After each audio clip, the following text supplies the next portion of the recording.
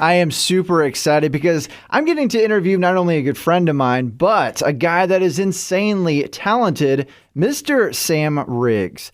Sam, what have you been up to, man? Well, spend a lot of time at home these days. You know, obviously touring was just absolutely eviscerated by this, as well as a lot of other small businesses. So we've been hustling as much as we can online, pushing on my merch. I've been writing a ton.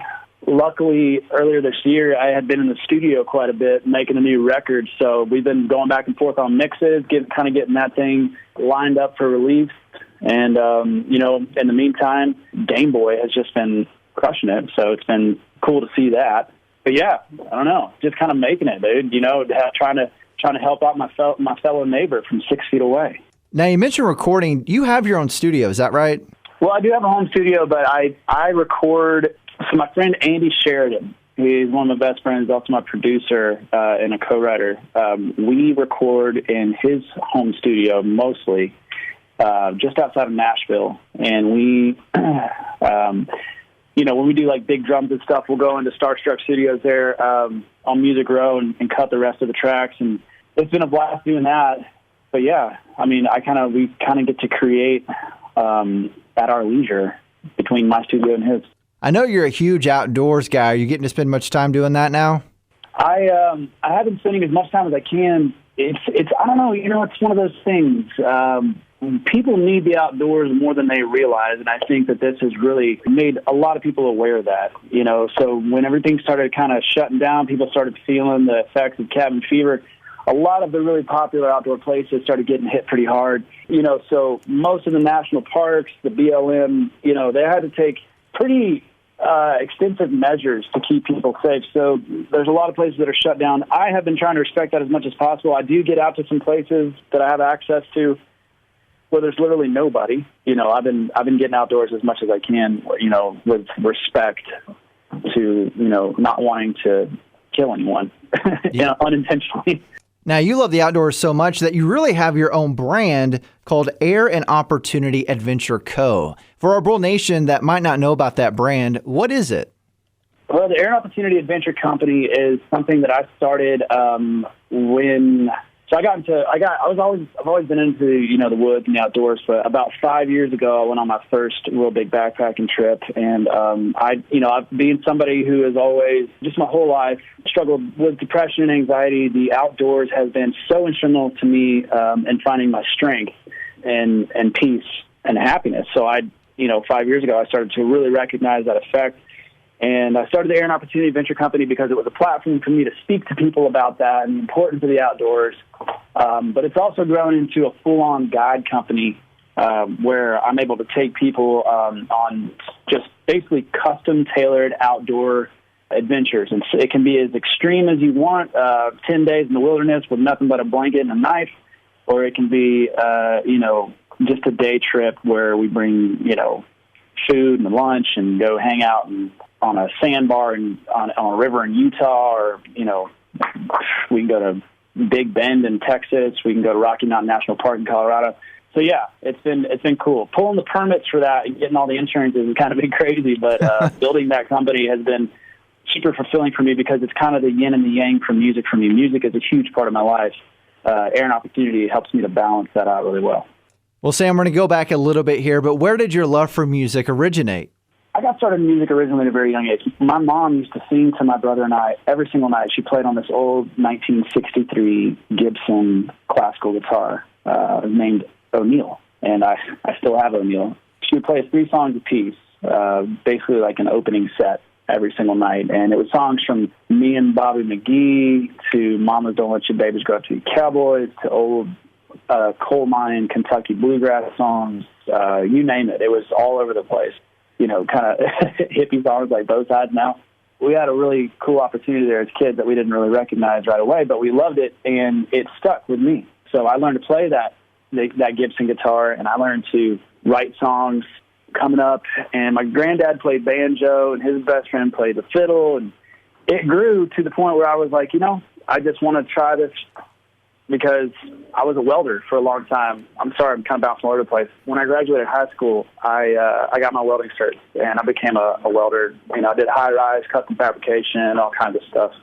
But, you know, at the age of 18, I had kind of been working with a lot of these guys who had sort of hung up their dreams at a young age and just dedicated their life to, you know, working their bodies into the ground. And I said, you know, there's nothing wrong with hard work. I just want to put hard work into something that might take me down a different road. So that's where music came from. And I just started at about the age of 18 or 19, touring, playing as many shows as I could.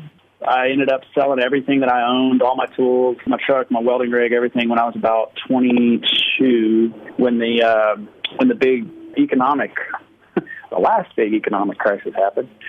And I bought a van, and I lived in a van, and we toured, and we played songs, and we put a song out to regional radio that I sold everything I had to do, and got enough momentum off of that to put to basically play music full time without having to pull fence building jobs.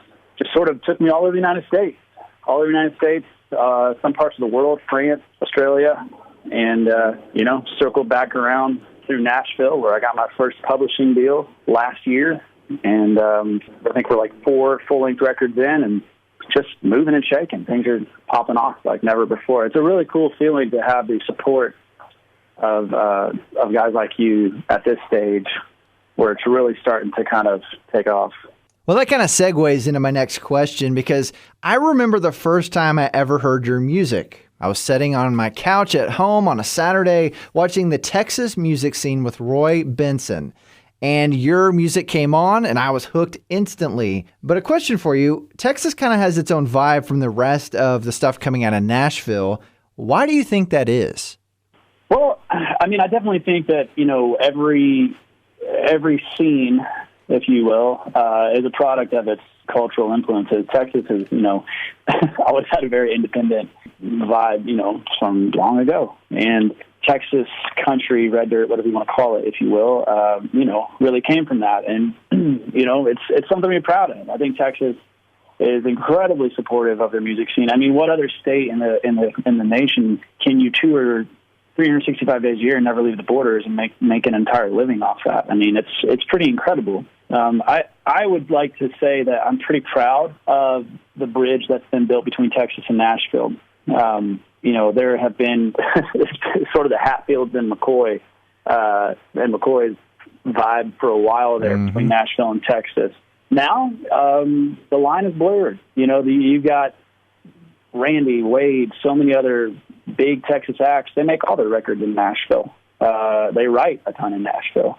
You know, and then you got guys in Nashville like Midland who have strong roots in Texas. And it's a pretty incredible thing to see that come together as one big family that just can really respect the differences and vibe on the strengths, versus weaknesses. And you'll always have your hardcore extremists in both places, but I think there's a lot of great music that comes from both places. Now, you released one of my favorite EPs last year. It's called Love and Panic. It's fantastic from start to finish. What is the story behind that album? Thank you. Love and Panic was the record that I always wanted to make. I grew up with a lot of country music influence, but also a lot of rock influence, a lot of pop punk. And I just, I don't know. I feel like every artist has their sort of zeroing in, honing in on their sound. For me, I kind of went, rock to pretty far to the country and then kind of back in the middle. And that was, Love and Panic was sort of nestled in right there between the rock world and the country world. And it felt so good to make songs like Until My Heart Stops Beating, where when we play that song live, it is so guttural and so powerful that, you can just watch the entire crowd just come unwound when that chorus hits.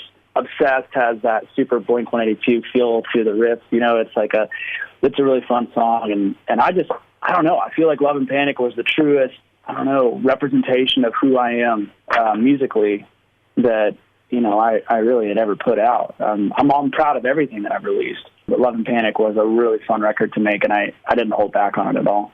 Now, you did just drop a new single called Game Boy. It is catchy, AF. What is the story behind that new single, man? Game Boy. So it's kind of funny. My mom is an English teacher. Well, she was an English teacher. She's got her master's in English literature, and so our house is filled with books. And I was raised with a real reverence towards grammar, literature, and writing. And so I was explaining to somebody the importance of a comma and how it can change an entire statement. Chase Rice knows about that on Twitter. If you put a comma, it can change what you're saying. So I was explaining this to somebody in Amarillo, and I was like, take Game Boy, for example. Game Boy, it becomes Game Boy if you put a comma between the two. And I was like, damn, that's a good song idea. So I wrote it down and then went to Nashville, and I showed it to Andy, and he was like, dude, this is genius. We got to sit down and write it. So a couple of friends, he and I and a couple of friends sat down, and we just pretty much just let it fly on that song. And it's a song about falling in love with a girl whose boyfriend is an idiot. And it's a tried and true, time after time scenario that goes both ways with both sexes. But long story short, it's a bop, man. I think it's fun to play. It's lighthearted. It was fun to write for sure. Well, kind of sticking with the Game Boy theme, what's your favorite video game? Oh, man. Well, okay, so growing up, I had a Super Nintendo, right? And we had Donkey Kong, we had Super Mario Brothers, we had Mario Kart. I mean, any number of video games you could rent from Blockbuster at that point in time. I'm not really sure that. Oh, dude, I know what it was. I love Street Fighter. Yeah, absolutely. Street Fighter was my jam. And then I think my parents put their heads together and saved up and got my brother and I a PlayStation at some point. And that was the mecca. I mean, when you grow up dirt floor poor, it's at that age, you're like, I just want to go home and play PlayStation. So we did. We just immersed ourselves in it. We beat so many games. We were unstoppable, man. We were like the Blues Brothers of the PlayStation. And then my little cousin Hank, while changing out a game, he had a cup of Coca-Cola clutched to his chest, and he bent over to change out the game, and he just poured it right into the freaking console, and it smoked and fizzled, and that was it. The PlayStation was gone forever, and my mom unplugged the TV and turned the cable off and said, go outside and play in the dirt. That's where you belong anyway. So that was the end of the video game world for me. Well, hey, it sounds like it worked out. Your mom made you go outdoors, and now you have your own brand based around the outdoors. Yeah, it was cool. And it's kind of funny because, comic books, video games, I've always had a huge respect for that. Gerard Way from My Chemical Romance, he's a comic book artist and a storyteller, and I've always thought that was really cool. So Love and Panic had a lot of, all of the single artwork, and the album artwork was, tip of the hat to the graphic artists out there. Well, you mentioned it earlier, but basically everything as far as tours are on hold right now due to the COVID-19. What's your plan once all this is in the rear view for us? Go out and raid hell. We're gonna keep going. I mean, our live show is the lifeblood of the music. It's what inspires the albums in so many ways. The live show is where it's at. It's a living, breathing thing, and it's where we connect most with our fans, and it's where I feel almost, other than in the woods or in the mountains, it's where I feel most myself. So I don't know what's going to happen. I think the world's going to be a different place after this, but I also hope at the same time that we take what we learned here and grow from it, and that the world becomes a better place. But music festivals, live music venues, I don't see that going away. I see that still happening. I'm excited to get back to it. I don't know when we'll get back to it. I hope next month. I hope in May that we can get back to it. Dude, that's the plan. Just freaking, put the gloves on and go back in the ring, or take the gloves off and go back in the ring. Now, you also mentioned that you kind of recorded some newer music. Is there any plans for any release dates on that? Yeah, I've always got, if it was 200% up to me, I would release all the music as soon as I write it.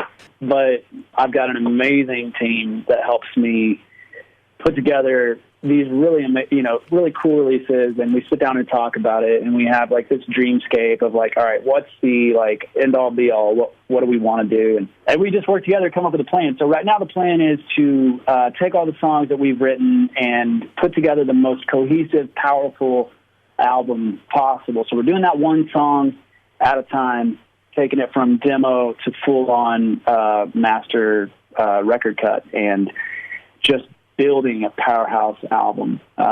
So it is going to be released. I don't know what it's going to be called. I've thrown around a few names, few titles, few vibes, but, I'm hoping that we can have something out this year. I'm hoping. I don't know if that'll happen. I know that, this has really spurred a creative spark, and there's a lot of people releasing music, so I hope that keeps going, man. I mean, music being released like the way that it is right now is, I don't know, it's pretty amazing. Now, you mentioned you've been on tour since you were about 18. I'm sure you got some wild stories that you could share with us, right? Oh, dude, I've got more stories than you could freaking handle. Every rock and roll cliche that you can imagine. Let's see. Whew. Yeah, I mean, from crowd surfing to getting pulled down into the crowd, from falling off the stage. That's like, those are crazy things. I've fallen down on stage before. You never know what you're going to do until it happens. And you just I'm really good at not taking myself too seriously. So I just got up and laughed at myself and we went on. Obviously, lit a guitar on fire and burned it and smashed it on stage, which everyone was super happy about. I read about that. Yeah. Young Sam was a crazy dude. He's still crazy. He just, he chooses his battles a little differently. Oh, here's a pretty good one. This is sort of a PG one, but an interesting one. We were on tour. We were going from Colorado down to El Paso, I think, or North Texas down to El Paso. And we were coming up through the Guadalupe Mountains. And my guitar player at the time, Jared, was driving. And we had all fallen asleep in the van, and I kind of moved up to the front. I was like, "What's up, man?" He's like, "I don't know, man. We're on the E." And I was like, "Well, did you stop for gas before we left out of town?" He's like, "No." And I was like, "Did you see the sign that said no gas, no gas for the next 3 hours?" Oh, no. And he was like, "Yeah, but I just, I figured it'd be something." And I was like, "Oh my God." So we drive this old church bus that we had at the time named Gertrude the First. We're on G4 now, Gertrude the Fourth, and someday we'll have a G6, hopefully. We are pulling in the mountains. It's running on E, running on fumes. It's a 7.3 diesel. Like, you run the things out of gas, it's kind of a pain to get it going again. So, or out of diesel. And we get to almost to the top, and it starts to sputter. I mean, we're like on the very last climb, right? Starts to sputter, and I'm like, "Dude, just lay into it." He does. It's like, we get to the top, and it shuts off and runs out of fuel completely, and we're coasting along, and everybody's in the van the most dramatic movie music you can imagine, just like, what's going to happen? Are we going to roll backwards? And we break the hill at 2 miles an hour, and we start to pick up speed. And we start rolling down the hill. He's like, "What do I do?" I was just like, just put it in neutral. Don't touch the brakes. And we start rolling down the western side of the Guadalupe Mountains, and he's like, I don't know what to do because there's no power steering. And I was like, "Get out of the seat." So he gets out of the seat as we're flying down this mountain pass. I jump in the seat, don't even put my seatbelt on, and we're passing people in the left lane. I'm milking this thing for every bit of energy that I can get. And we get down to the bottom of the mountain pass, and we're doing 100 miles an hour. And I just let it ride, man. I just let it ride until it just started running out of steam, and I pulled it off to the side of the road, and we're out of gas, and we got to make it to the gig, right? So Chad and I, nobody will stop and pick us up. So we go across the road to this old house, and we knock on the door, and there's a couple there, this really kind Spanish couple. They spoke amazing English, though, obviously, but because I don't speak Spanish. That's why it's obvious. We were like, "Hey, we ran out of gas. We don't mean you guys any harm. Can we get a ride into town?" They're like, "Well, we have a birthday party to go to, but you can ride with us, but we can't take you back." And I was like, "Sounds great." Flash forward 5 minutes. I'm sitting in the front seat. Chad's sitting in the back seat with this guy's wife. He's got a birthday cake on his lap, and I've got a stack of presents on my lap.